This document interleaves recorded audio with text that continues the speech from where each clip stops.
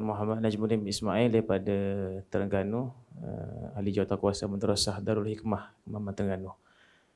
Soalan saya ditujukan kepada mana-mana moderator lah, mana-mana ahli panel, berkaitan dengan isu yang mungkin kita semua tahu, terutama yang biasa di media sosial dan sebagainya, berkaitan dengan seorang ustaz yang berasal daripada Syria, menetap di Terengganu sekarang, yang kebelakangan ni sejak 2-3 tahun ni menimbulkan kontroversi yang berturut-turutan lah.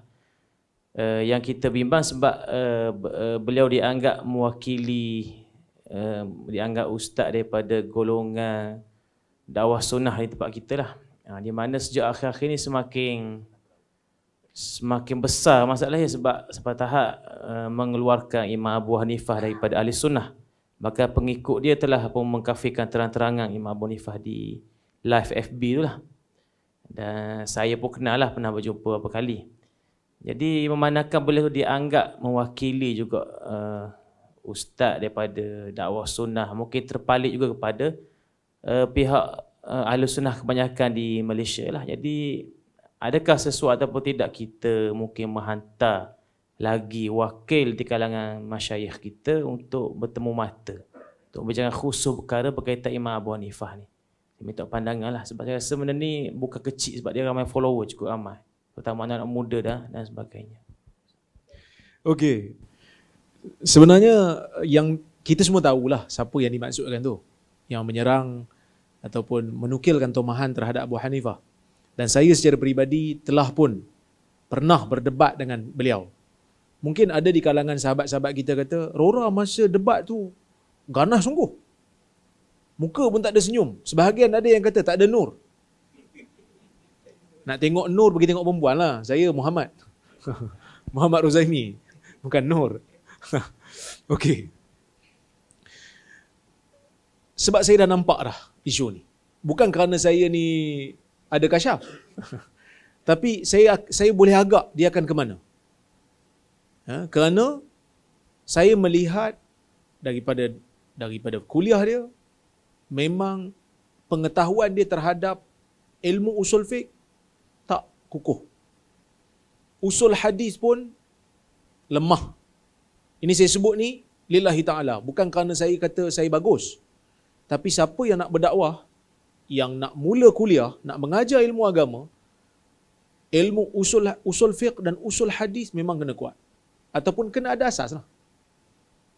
Sebab apa? Bila dakwaan sebahagian pengikut dia yang mengatakan ini semua nak pakai usul fiqh sebab nak larikan diri pada sunnah, kita pun gaul kepala. Sebab apa? Sebab macam mana dia boleh anggap ilmu usul fiqh dan sunnah tu benda yang berbeza? Sebab ilmu usul fiqh itu dirumus daripada pemerhatian terhadap dalil-dalil syarak. Usul-usul dalam usul fiqh tu, semua kaedah-kaedah tu dirumus daripada dua benda. Istiqra' terhadap dalil-dalil dan juga kaedah bahasa Arab yang digunakan oleh orang-orang Arab sewaktu penurunan wahyu. Jadi oleh kerana Quran tu bahasa Arab, sunnah tu bahasa Arab, nak faham arahan, nak faham khitab. Sebab dalil kan dia khitab kan. Hukum syar'i ni dia khitab. Nak faham khitab, mestilah ikut kaedah orang Arab. Sebab Quran tu bahasa Arab, sunnah tu pun bahasa Arab. Dan usul fiqh, dia bukan datang benda asing. Dia datang daripada kaedah bahasa Arab dan dia datang daripada istiqra' kaedah terhadap dalil-dalil syarak. Macam mana pengikut dia boleh kata kita menggunakan usul fiqh untuk larikan diri daripada sunnah Nabi SAW? Ini benda yang tak betul. Sebab tu masa dalam dialog tu, masa dalam debat tu, saya terkejut bila dia kata Imam Nawawi, saya terkejut bila dia tak tahu Imam Nawawi mengatakan rapat saf tu sunat. Dia minta saya bawakan bukti dan saya bawakan bukti malam tu. Begitu, kita tak nafi memang ada khilaf. Majoriti ulama kata rapat saf sunnah. Sebahagian kata rapat sah ni wajib. Tapi kau nak pertahan pandangan wajib, takkan yang kata sunat pun kau tak tahu. Tak pasti. Ini masalah dia. Balik pada isu kita. Abu Hanifah. Abu Hanifah ni memang betul ada kritikan terhadap dia. Kita tak nafi. Tapi sebagai seorang pengkaji, katalah dia nak berceramah kan. Dalam ilmu jarah wa ta'dil, kami yang belajar ilmu jarah wa ta'dil diajar untuk mengumpulkan kullul aqwal al-mujarrihin dengan al-mu'addilin. Maksud kena bawa semua pandangan-pandangan yang mengkritik dan semua pandangan-pandangan yang memuji. Di sana ada pujian terhadap Abu Hanifah, ada kritikan terhadap Abu Hanifah. Tu yang pertama. Yang kedua, kena faham dulu kadang-kadang ada istilah-istilah imam ni yang kita kena tengok balik. Laisa bi syai' umpamanya. Kita tak boleh terus kata laisa bi syai', confirm Imam Abu Hanifah ni tak ada nilai. Sedangkan kadang-kadang ada sebahagian ulama jarh wa ta'dil menggunakan istilah tu untuk mengatakan hadis seseorang perawi itu tak banyak. Hadis dia tak banyak, maka sebab tu dia laisa bi syai'. Maksudnya dia ni tak begitu banyak hadis dia. Tapi kritikan tu memang ada. Al-Imam Al-Mizzi, masa dia menilai tentang Abu Hanifah ni, dia bawakan seimbang. Dia bawa yang kritik dan dia bawa yang puji. Baru kita boleh tengok. Jadi sebelum nak hurai pada masyarakat, terutamanya bila kita baca buku-buku yang bersifat raw material ni, kitab-kitab yang ada sanad ni, kalau dalam hadis ke dalam jarh wa ta'dil dia raw. Sebab tu kalau saya tulis dalam status hadis, saya akan bawa banyak pandangan ulama jarh wa ta'dil supaya kita boleh buat pertimbangan. Mungkin kritikan dia tu dalam satu sudut, tapi dalam sudut yang lain dia berbeza. Abu Hanifah umpamanya, dalam hadis memang ada kritikan sebab hadis tak banyak. Berbanding ulama-ulama lain, tapi hadis dia tak banyak pun banyak lagi daripada kita. Banyak lagi daripada yang bercakap tu. Dan dalam bab fiqh, Abu Hanifah ni tokoh. Ibn Abil Ais Al-Hanafi umpamanya, di antara ulama yang mengatakan kritikan terhadap Abu Hanifah ni, terutama dalam bab akidah, sebahagiannya telah Abu Hanifah tarik, sebahagiannya tidak sahih daripada Abu Hanifah. Cuma orang kritik lah. Tapi kalau nak kata ada kritikan terhadap akidah sikit pun kita nak tolak terus. Macam mana Imam Qatadah? Qatadah dituduh oleh sebahagian ulama jarh wa ta'dil sebagai Qadariyah. Tapi tengok apa kata Zahabi. Zahabi kata dia mungkin terpalit dengan pemikiran ni sebab dia nak mentanzihkan Tuhan. Dia nak membersihkan Tuhan daripada sifat-sifat makhluk. Jadi sebab itu, bila kita baca pandangan-pandangan ulama jarh wa ta'dil, kena baca, sebab ulama jarh wa ta'dil ni, saya tak tahu dia aware ataupun tidak. Imam Zahabi umpamanya, dalam Zikru may yu'tamad qawluhu fil jarh wa ta'dil, satu kitab Imam Zahabi, ringkas je kitab dia, boleh baca. Zikru may yu'tamad qawluhu fil jarh wa ta'dil. Imam Zahabi membahagikan ulama jarh wa ta'dil ni kepada ketiga kategori.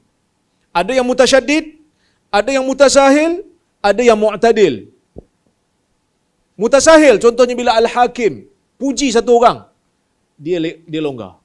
Al-Ijli umpamanya bila dia puji, dia agak sedikit longgar. Kita jangan terima dulu. Tengok mu'tadil kata apa. Mu'tadil ni antara Imam Bukhari, Imam Ahmad, Daraqutni.